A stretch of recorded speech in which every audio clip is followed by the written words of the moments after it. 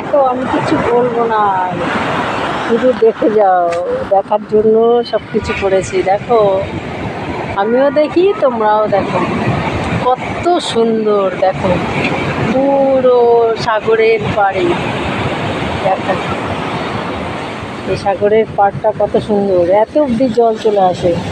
ওই দেখো, এত সুন্দর, এত সুন্দর, কি বলবো, বলার মতো কিচ্ছু নেই।